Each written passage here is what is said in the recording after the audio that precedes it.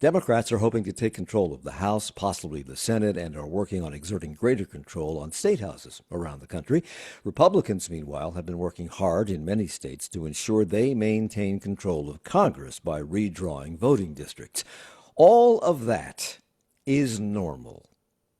What is not normal is the uncertainty that has crept into elections here. American voters used to believe in the system and trusted the outcome of elections, even if they didn't agree with the results. But for nearly a decade, seeds of doubt have been sown about election integrity.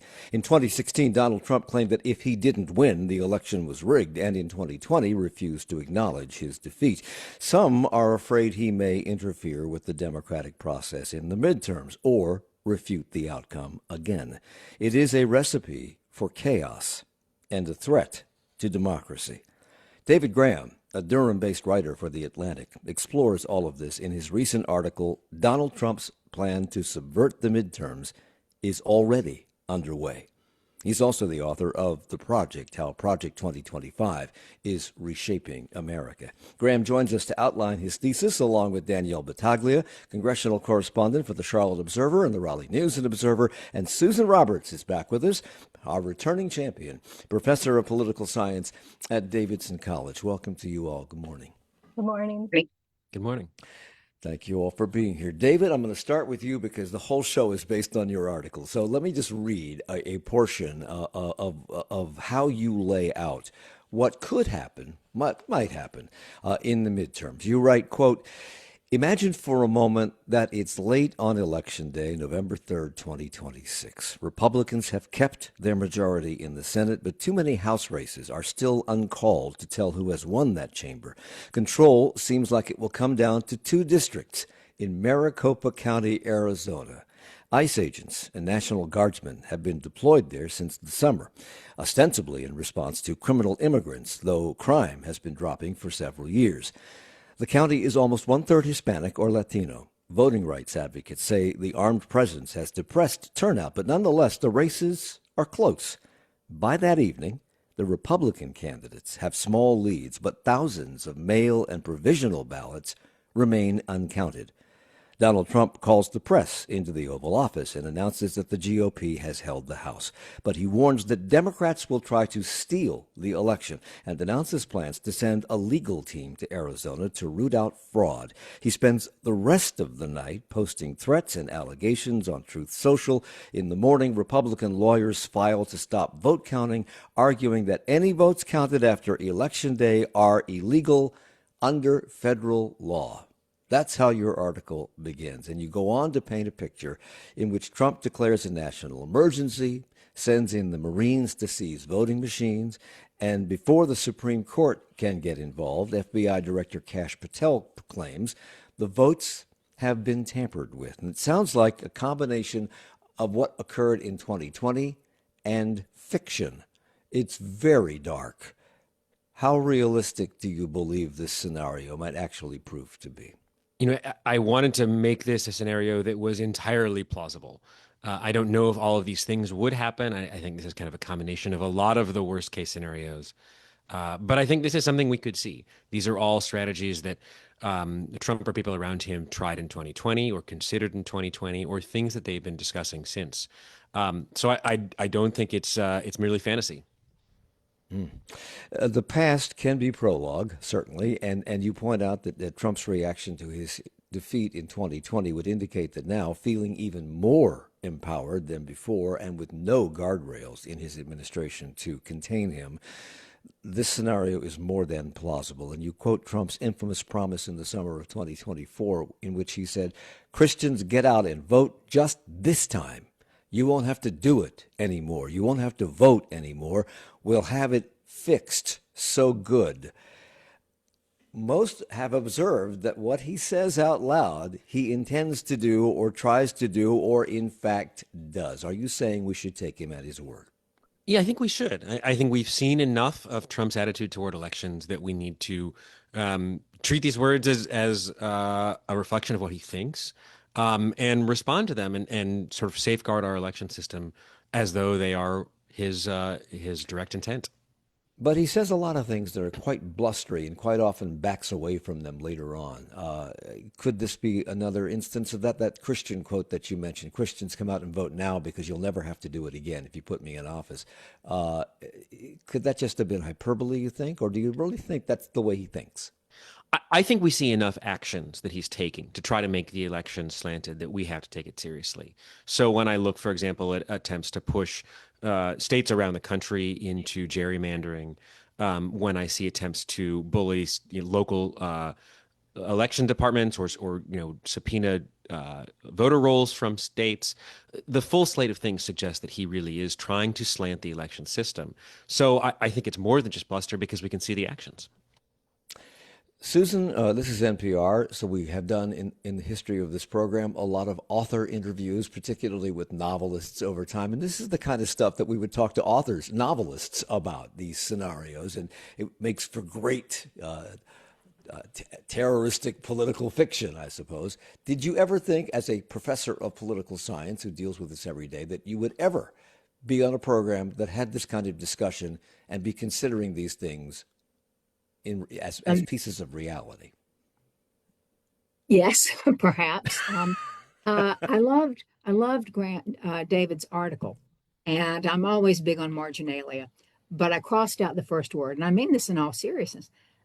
Instead of imagine, I said expect, and that's very. It's not on the meter, which is cynical, sarcastic, but it may be in the pessimistic monitor, and on the other side would be Pollyanna. And I really thought that if you look at the last few years, the one thing, and I've not read David's book, but everything was in place in Project 2025, put everything in place and behind the scenes and scenes we didn't imagine. And I think that was a shock. We have gotten, I believe, um, has it been, are we jaded or has all this been normalized? The executive orders and really the tag for everyone else is, can he do that? Right. And Washington Post used to have a podcast about that. And the answer is yes, he probably can. And so it saddens me to say, but I do think that these are plausible. I'll say this quickly, the American public learned about the Executive College in the last 4 years. They learned about impeachment.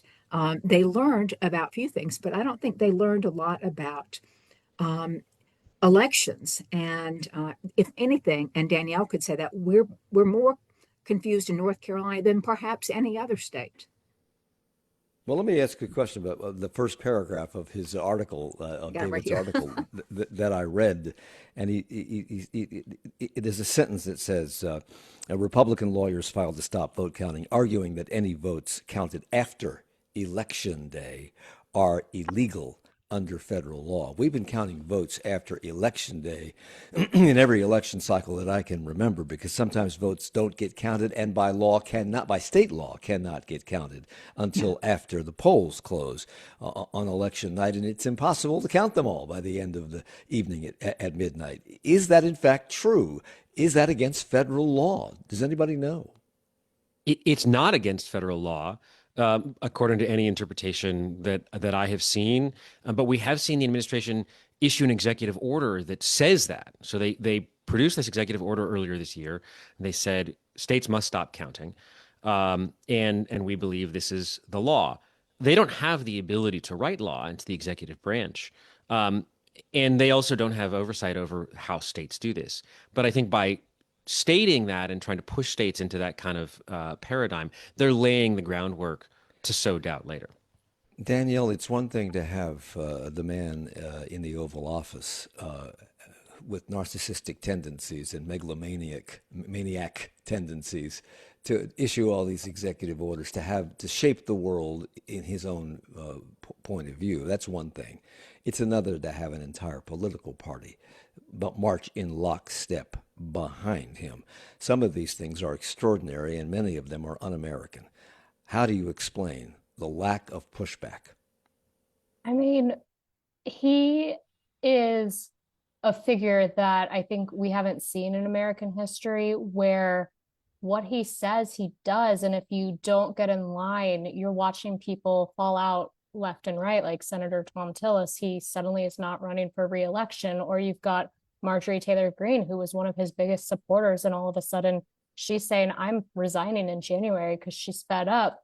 The people who want to push back seem to be walking away because of the reaction that they get from MAGA and Trump. And the people that are not pushing back are the ones that are staying in power. So we're kind of seeing an erosion of those checks and balances to keep him in line.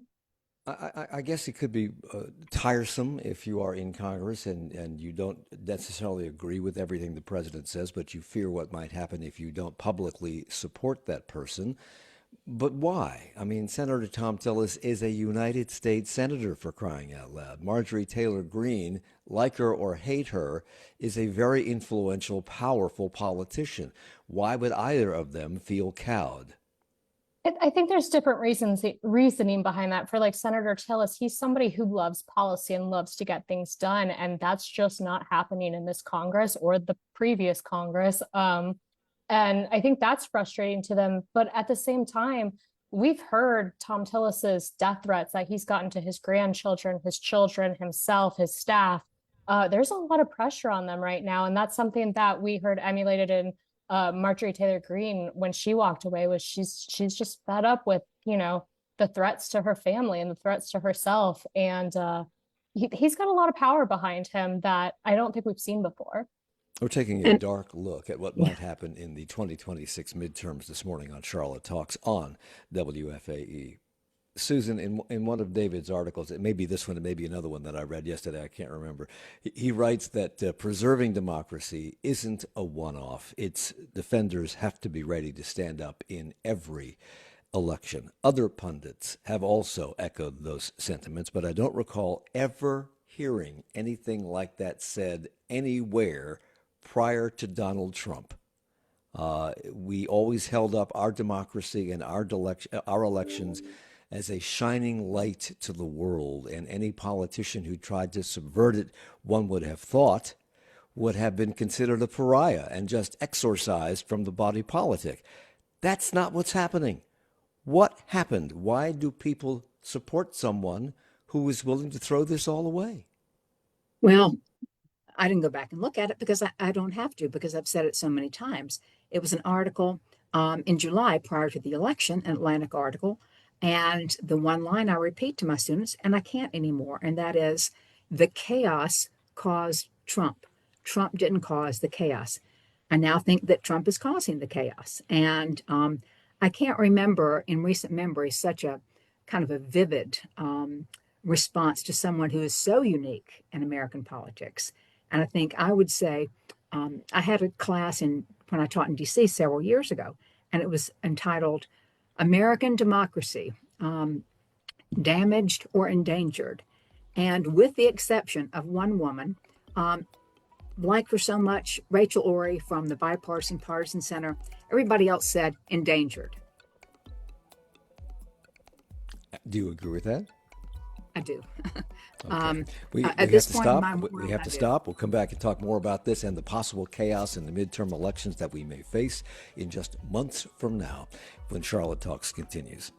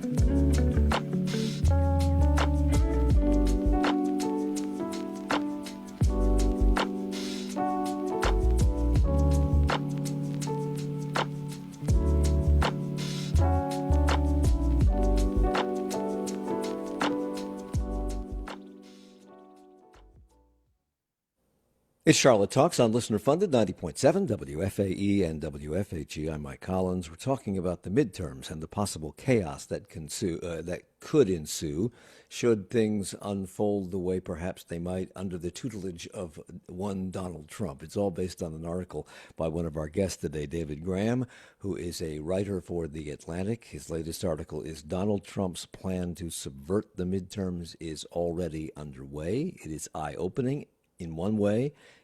In another, it just underlines what we've all witnessed already happening and has been happening for quite a while. He's here along with Susan Roberts, professor of political science at Davidson College, and Danielle Battaglia, congressional correspondent for the Charlotte Observer and the Raleigh News and Observer. Danielle, David uses Arizona, and I read the first paragraph on the air of his article. He uses Arizona, Maricopa County, in fact, as the site of electoral distress for obvious reasons because of what happened there in 2020. But in North Carolina, changes have been made to the control of elections in the state just in the last year. Should we feel here in the state any less secure in how our elections might be conducted in the midterms, or are there fail-safes in place to protect us from chaos? You know, I think I would have answered this question very differently 4 years ago, 5 years ago, because we've seen a change in our election board and how elections are being conducted here. And normally, I think I even said to you maybe in January that, yes, there are fail-safes that should protect us from any fallout.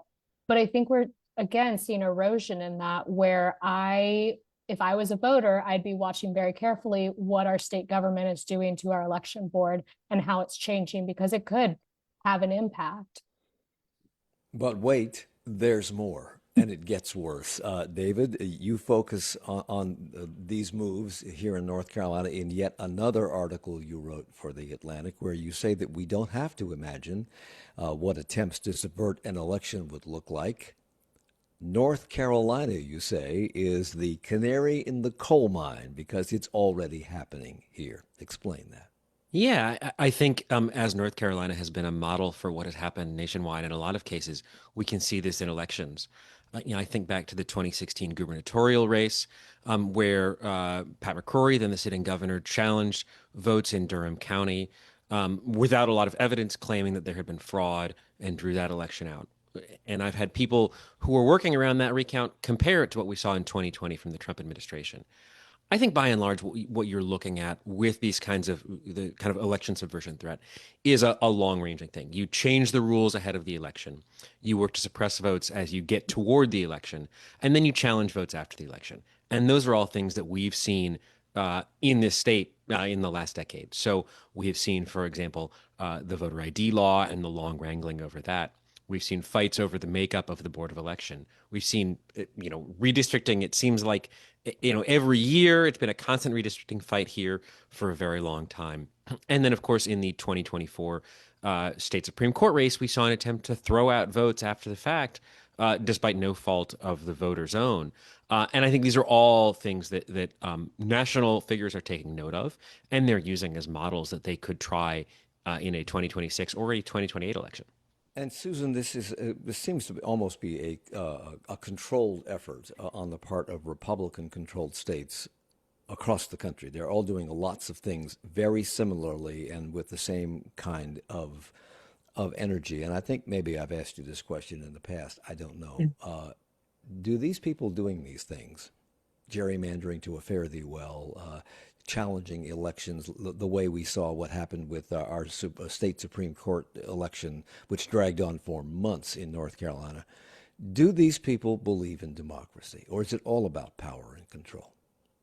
Well, when, quote unquote, democracy was on the ballot, end quote, both sides had an issue to pick with that. And they both won, but they won for very different reasons.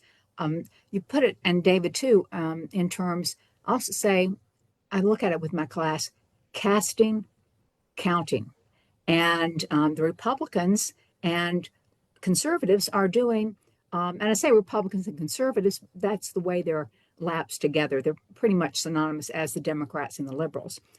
They're doing what they can to quietly, under radar, talk about differences in casting the ballots, okay?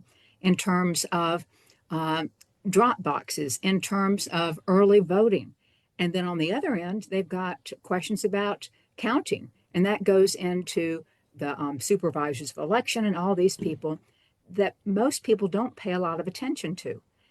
It was be lovely to think of it, and it is in the national context, but the impact of these changes affects the nation, but it only has to affect the outcome in not a handful, but a handful of competitive races around the country. Both parties engage in gerrymandering. They have historically engaged in it. The Republicans at the moment seem to be particularly good at it, partly because of the dawn of computers, allowing them to be laser sharp in the focus of how they do what they do. The redraw, Daniel, yet again, of congressional maps in our state is designed to decrease the number of Democrats in our House delegation to the Congress, but only by one. I mean, they're fighting over one seat, and that seat is has effectively drawn out Don Davis from his District 1 seat. He's the Democrat that holds incumbency there. He now lives in what will become District 3, but he has said he's going to move into what will become District 1 and run again. Now, he will technically be the incumbent in that district, but it's a completely different district. Is he counting on incumbency to help him there? And is that foolish? I think that's his only play right now is, there is power in incumbency. However, they have made this I shouldn't say a very Republican district, but it would be hard for a Democrat to win. I think it depends on how turnout comes out and whether Democrats are fired up in the midterm election. But, his other option was to go against the other incumbent and run against Greg Murphy in District 3. So he was put into a position that, wasn't easy to figure out. Also, one member of Congress is enough to make a huge difference. I shouldn't say enough to make a huge difference, but the number between Republicans and Democrats in the House are so slim that they want every single seat that they can get. And if they can get this one, it's in play. State Democratic Party Chair Anderson Clayton is optimistic. She believes there's reason for optimism. Is she saying that because that is what chairs of state Democratic parties have to say or are supposed to say? Or could the lack of a state budget, because of arguments among Republicans in the State House, delays in teacher and state employee pay raises, cuts to Medicaid, along with rate increases nationally for the Affordable Care Act, ongoing inflation, and dissatisfaction with Donald Trump. He's deeply underwater in terms of popularity. Could that counteract the redistricting move? Could this result in some sort of voter backlash, Susan? I think she's doing the right thing in terms of taking it, if the urban vote is really pretty solid for the Democrats, and she's taking her efforts towards the rural vote, but she's looking at things that you mentioned. It doesn't take much to switch a few of those rural votes who are having problems, no matter how Trump defines it, with affordability. And I think that that's one strategy, and it's an important strategy, and it may be one that's enough to, switch more than one vote. And I think the one thing that voters don't understand is if their vote counts but doesn't count. I mean, there are people that go to the polls and think, I voted for, in this district, it would be, I voted for Trump, but my vote doesn't count. And I think redistricting does have an impact. Believe me, and we are in this Davidson bubble. There are people in Davidson at the college. We don't know where, well, I do, but they don't know where they vote. And if they were to see the shape of the district, they'd go, we look like an asterisk. David, you wanted to comment on that. Yeah, I've learned this wonderful new term in the last few months, which is a dummy-mander, which is where you gerrymander so far that you end up creating a political liability. So if you're in a state that is, you're trying to draw all red districts, or if you're in a state like California and you're trying to draw all blue districts, you can end up stretching your voters so far that in a wave election, you may end up actually making it easier for the other party to win. And I think that's the danger in any of these places, is that they are, drawing these outlandish maps And it could backfire on them depending on what the election results actually look like. It isn't just you, David, that are making these dire predictions or even planning for consequences that may or may not occur in the upcoming midterms. Officials around the country on both sides of the aisle are bracing for what could conceivably happen. NPR reports that the Democratic Secretary of State in Minnesota likened it to planning for a natural disaster, trying to imagine and plan for the most extreme outcome. And the Republican clerk of Weld County, Colorado, told NPR officials in her state are shoring up relationships with local law enforcement to make sure that any effort to interfere with voting is met with a pretty good force of resistance. Those are her words. Are there no constitutional or legal protections that could kick in automatically if people start tampering with this, David? Well, there are, and what we've seen is that you can, push a lot on the laws, and you dare somebody to enforce them. Um, we have seen actually, I think, a fairly robust defense of the system against individual actors in the last few cycles. We've seen crowds attempt to break into vote counting system centers, sort of ad hoc groups. And law enforcement is prepared for that. I don't know what we do in a situation where the interference is coming, for example, from the federal government. So there's a real concern among a lot of election officials about the idea of federal troops or federal law enforcement interfering in votes. And the law says very clearly armed men, in the somewhat archaic language, cannot be at voting centers unless they are putting down an act of rebellion. That language is pretty clear. But people I talked to were worried that the administration might say try to get around that by stationing troops or armed law enforcement near voting centers in a way that you intimidate voters or you simply inconvenience them. You make it very hard for them to get to the places where they might cast ballots. All of these things can suppress votes. And the question is, who is going to stop that? Are the local police going to stop the National Guard or the Marines from going into somewhere? It's very hard to imagine that. I don't think it's not something that I certainly relish imagining. And if you get to a situation, for example, of armed troops seizing voting machines, which is something that people inside the Trump orbit considered in the aftermath of the 2020 election, I think it gets very dark there, too. It's not clear who would stop them or by what means, whether a court would be able to step in fast enough, and what the administration might do if a court did tell them not to do it, since we've seen defiance in the last few months on other things. That is one of the scenarios that you lay out in your article, the seizing of voting machines. And that becomes incredibly problematic because if the Marines or the National Guard or some other federal entity comes in and takes control of the machines, the chain of custody has been broken, and there's no way to prove who won the election. Right. If you talk about faith in elections, that's the sort of thing that I think breaks faith by many people, and it would make it very hard to trust. It would make it very hard for me to trust the tally, no matter where it came out. I should say, talking about these things sounds. I realize it sounds paranoid, and in fact, when I started reporting the story, I thought the sort of military interference thing was something I needed to mention and set aside. And I started talking to people. And I said, well, do I need to really worry about this? And they would very somberly say, you should be thinking about it. It could be important. And these are kinds of people who have told me to calm down about, risks in the past. So I take it very seriously from them. Cleta Mitchell's name has cropped up in this election cycle again. For those who can't remember, Cleta Mitchell advised Trump in the 2020 election on the outcome and what to do about the outcome of that election. And she recently broached the idea that Donald Trump might declare a national emergency, which would give him even more power at election time. And in truth, he has invoked emergency powers more frequently than any other modern president. Can anyone, election officials, members of Congress, the courts, the voters, can anyone fight that, David? It depends on the authority they use. She says that there are ways that they could argue that states aren't following, and the federal government needs to defend the integrity of the nation. I talked to Liza Goitein, who's an expert on emergency powers, and she said she doesn't know of any order that would do that, any power that exists.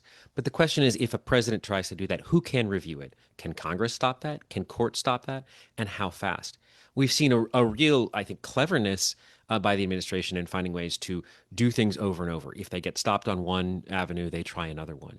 And so you can imagine Trump trying something like that, being stopped, and simply, finding a new power to do that, as he's done with tariffs, for example. So it's not clear that someone could stop him or anything could stop him other than, massive public outcry.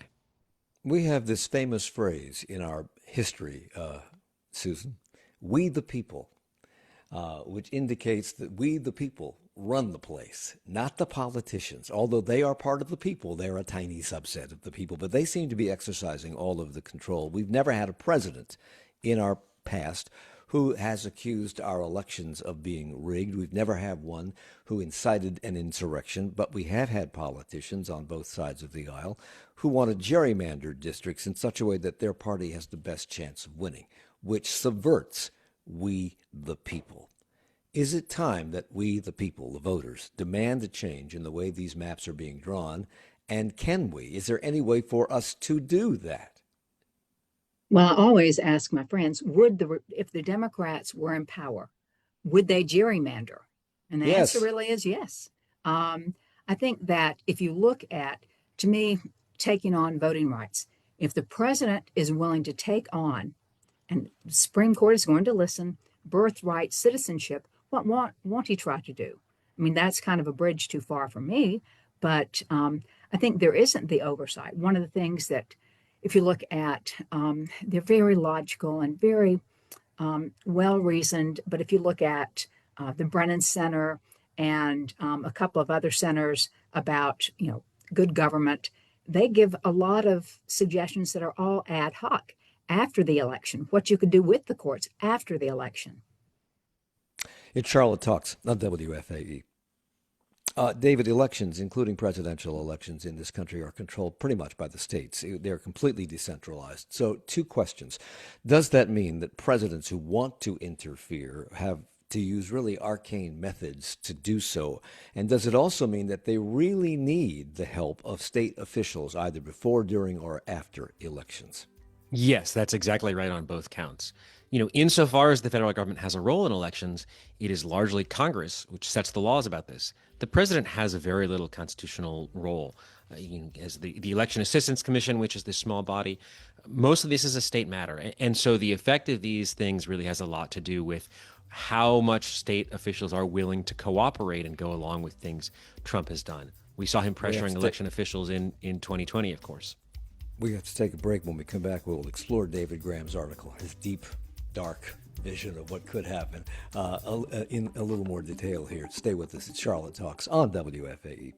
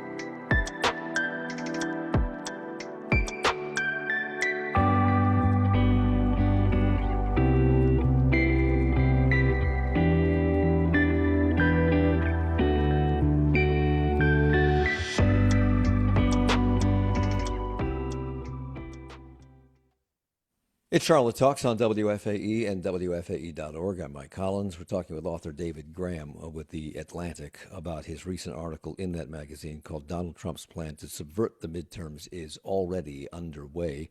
Along with him, we have Susan Roberts, professor of political science at Davidson College, and Danielle Battaglia, congressional correspondent for the Raleigh News Observer and for the Charlotte Observer. We touched on this a moment ago, but I want to go back to it for a second. David, you're postulating that what might be the real reason behind deploying the National Guard and Border Patrol troops to cities throughout the country, particularly in Charlotte and Raleigh-Durham, and now New Orleans, and previously Chicago, etc. It's not just to get people accustomed to seeing federal troops with masks and arms on the streets, but also to have them in position to take action quickly should the election not favor Republicans or Donald Trump in these midterms.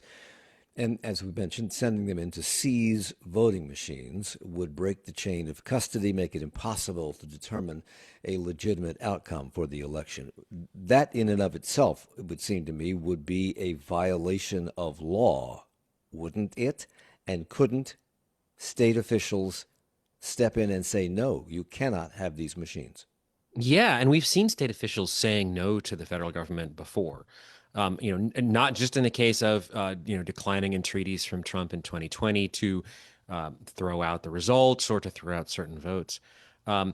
We've seen efforts, for example, in Colorado by someone saying he was working with the White House, it's a little bit unclear, to get access to voting machines before the election.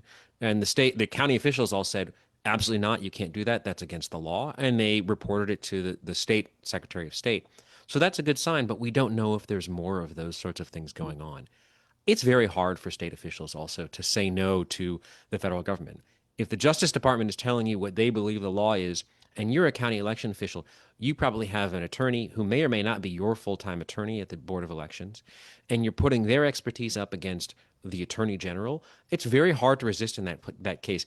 Even if, with the best intentions, you may simply be convinced that you're incorrect and you're facing criminal liability or arrest.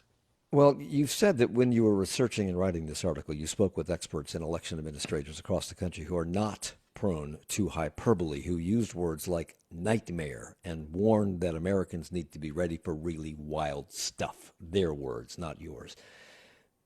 If they are saying that, are they making preparations? Are they looking into the legalities over what might happen should the Trump administration want to take control of voting machines? Are they learning the law so that they can exercise that law if they need to? They are. They're both doing that on their own, and they're doing that through national and state associations. They're working with nonprofit groups like the Brennan Center, which Susan mentioned. They're brushing up on the law. They're preparing. They're trying to get ready for all of these fail-safes, and they're doing it in a challenging environment where they're facing, they're chronically underfunded and have been for a very long time. They're also facing shortfalls on things like security. The Trump administration has cut federal funding for cybersecurity and physical security, so they're trying to fill those holes. So it's a tough environment, but they are trying to prepare ahead of time and be ready for these sorts of things. So they, I think, will not be caught unaware. Daniel, in the House, Speaker Mike Johnson appears willing to subordinate himself and his entire caucus to the will of Donald Trump. The Senate has been relatively silent on much of what has been happening outside of the Epstein files and what is happening in the Caribbean. And Trump's activities there are mysterious. Yesterday, of course, he took control of a commercial oil tanker ship. He seems to be itching for war. Congress declares war, not the president. Congress has to give him permission to use the military for activities like this. He hasn't sought it. He hasn't received it. He's doing it anyway. Is there any reaction from people behind the scenes to this? What are they saying? I mean, because if he'll do this, he will certainly do the election scenario that David has laid out. so you have people, again, like Senator Tom Tillis, that does push back against things like this. But again, those are the type of people that are walking away from Congress because they're just fed up with this. And then you have that's the exact opposite thing of what an elected leader. If you run for Congress, you want to be a leader. That is exactly the opposite of what they should be doing. I get asked The hell that is a wrong lot. with them? I do get asked that a lot. And I think, again, they're in a frustrating position where they can't get policy change or get done what needs to be done. And they're fed up and walking away. We saw the same thing with Patrick McHenry. Not to say that he was fed up and walked away, but you could draw that, during his time in office, he became Speaker of the House temporarily. But nothing was happening that Congress. And I believe he got fed up and walked away. He might have a different response to you if you ask him, but I think they're very frustrated just trying to do anything policy wise. Susan, this country came to be because we considered King George III to be a tyrant, an authoritarian. Those are the words a tyrant is the word in the Declaration of Independence. And it's often been touted that our genius founding fathers designed this system of government to prevent any kind of thing like this from ever happening again. Well, clearly they missed some steps. Well, the presidential powers are in Article 2 and not Article 1 because we wanted to protect ourselves against the kind of vigorous colonial state governments. And I think that the whole theory of the unitary executive, you have to go back and kind of scratch and see what you're going to do.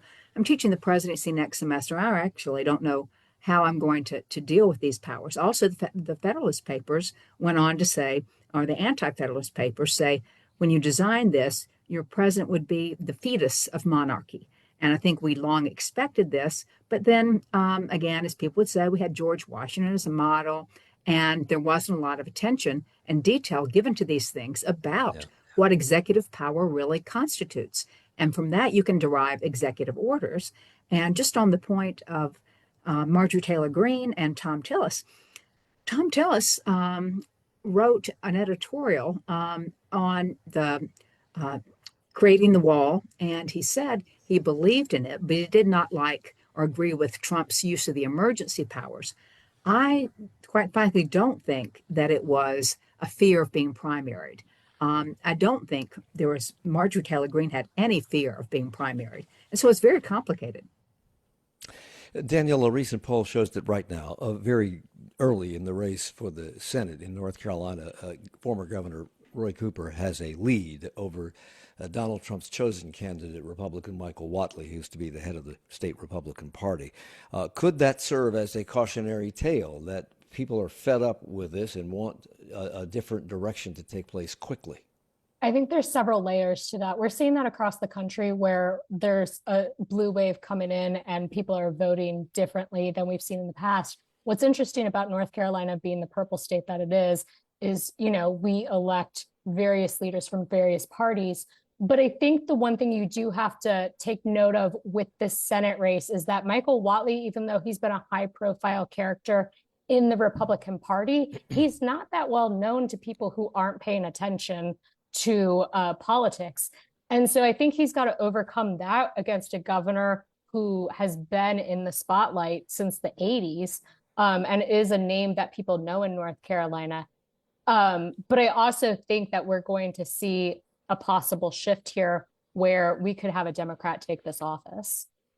In your article, David, you talk about how modern authoritarians work. You call them competitive authoritarians because they have elections, they just don't matter. But it makes it look like they're being competitive. And you say that they launch efforts to undermine the rule of law. They seek to change term limits. They seek to intimidate the press and reward friendly outlets. They pack the government with loyalists and use the government's power to harass political rivals. Trump has done all of this and more. If he truly has evil intent, are we already cooked? I don't think we are. I think there's three important things. One is the sort of federalism of the system that we were talking about a few moments ago. The president doesn't have control over this unless people grant it to him. A second one is the courts remain, despite some deference from the Supreme Court to Trump on many issues, the courts remain a pretty good bulwark on election issues. We have seen them shooting down other ploys in 2020 or in 2024 in the state Supreme Court race. It was finally a federal judge appointed by Trump who put the kibosh on that. I think the third thing is that the voters really do matter.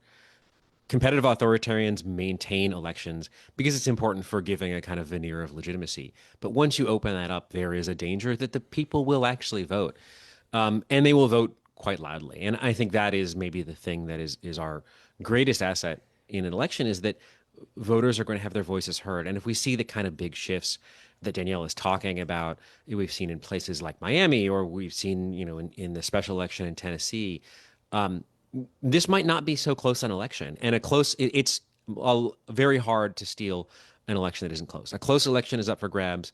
An election that isn't close, it takes heroic efforts and really open things to steal. And I think that's not something the country has an appetite for. I mean, the lower courts have kind of been the backstop for some of these efforts. The Supreme Court is in play. I think that's arguable. And of course, Donald Trump, the executive branch, has the guns. So if he were to say, "I'm not," that could be your ruling, but we're not doing it. What are they going to do? That's been the question for some time now. You also mentioned something else that could happen if all else fails. The House of Representatives, you say, could refuse to seat Democrats who are elected because the House is the arbiter of its own members. And we saw that in a kind of tiny microcosm with the representative from Arizona who spent almost 2 months not being seated because Mike Johnson would not call the House back into session. Was that a dress rehearsal? I think it's a good question to ask, and it's a little complicated. It requires elections stretching out past when the new House is sworn in, because of the sort of vagaries of the House process. But we've seen in the past, in the 80s, there was a case where Democrats who controlled the House refused to seat a Republican elected representative on the basis that they believed the election was won by the Democrat. They ended up swearing in the Democrat. There was a huge protest by Republicans, but they did not have the power. And so we know that the House can do this in extraordinary circumstances. And I think there's a danger that we could be in an extraordinary circumstance come January 2027. Yeah, for Donald Trump, Susan, the stakes are incredibly high. And not just Donald Trump, the people behind Trump, the people behind him are the people who wrote Project 2025, and that's all going on around him. He may be the president, but he is the guy who's just letting this happen. He may agree with it too. Who knows? If Democrats regain control of the House and/or the Senate, Trump is going to be in a world of trouble with investigations swirling around him, possible impeachments that Marjorie Taylor Greene herself mentioned. At the very least, he would be limited in how quickly he can act on a lot of the things that he's facing no pushback on today on. Does that make it even more likely that we are in for a tumultuous scene surrounding the midterms? Well, at first, I think you have to look at the profile of the midterm voter. It is, they have higher education, they're more white, they're older, and more well-heeled. So if the Democrats want to win the election, they just have to work on turnout. They have to work on young voters, black voters, and Gen Z and millennials who don't traditionally turn out. So if you keep with the profile of midterm voters, there's a lot more wiggle room for the Republicans. And I think to be able to encourage the young vote, I was looking to see what can I say that David hasn't said. And I looked and said, you know what? He hasn't said anything about influencers. And that's kind of strange to me. I'm beginning to learn and all these things, but they're majority male, they're majority right wing, and they seem to have had a lot of power in the last election.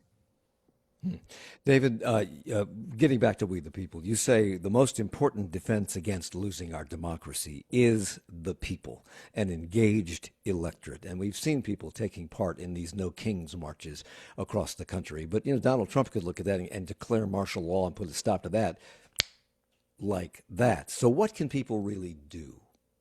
I think it's important that they pay attention. Local elected officials and local election officials, more importantly, need support from the people. What they do is often hidden, and people have started to tune in, but people need to understand what they're doing. They need to understand the election laws. They need to pay attention and make sure those folks have backing. Most of all, though, they need to vote, and they need to vote. For example, if you in North Carolina, you can vote early. You can check and make sure your ballot has been counted. You can check and make sure that your registration is up to date.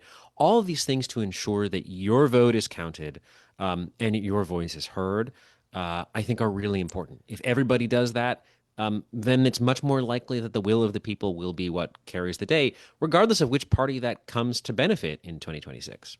Talking about the midterms, the possible outcome, and the possible chaos surrounding it on Charlotte Talks on WFAE. Susan, David makes the point that if we don't keep the chaos out of the midterms, if we don't maintain confidence in the integrity of our election, it will be all that much easier to subvert the 2028 presidential election. Do you agree with that? A lot of things can happen in several years. And I think that one thing you can look at and see, people usually don't look too much down ballot. What if the Democrats get a lot of people in Secretary of State and other races? Then that puts in place some mechanisms that can counteract initiatives to interfere with casting and counting. I think it does create the stage, and I think we looked at the fate or what vote are you going to intimidate? And much of that, I think, is the immigrant vote, and they are fearful of troops. And many Americans are fearful of immigrants. And I think that creates a very complicated look at a very slice of the electorate that we've been wanting to include. I have about 30 seconds left, David. And as we approach the midterms, I'm curious, what should we as people, voters, be on the lookout for that might signal all the concerns that we talked about this hour are more likely to unfold than not? What should we be looking at? Look for executive orders from the White House and look for more troop deployments. I think those are the things as we get closer that are going to be really important to watch for, especially as we wrap up the sort of gerrymandering period here. David Graham's article in The Atlantic is excellent. You should read it just to be prepared to look for those warning signs. They may not come true, but you never know. Donald Trump's plan to subvert the midterms is already underway. That's the article.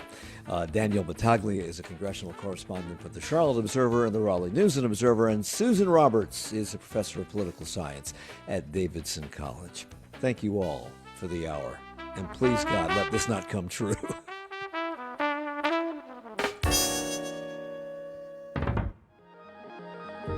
Charlotte Talks is a production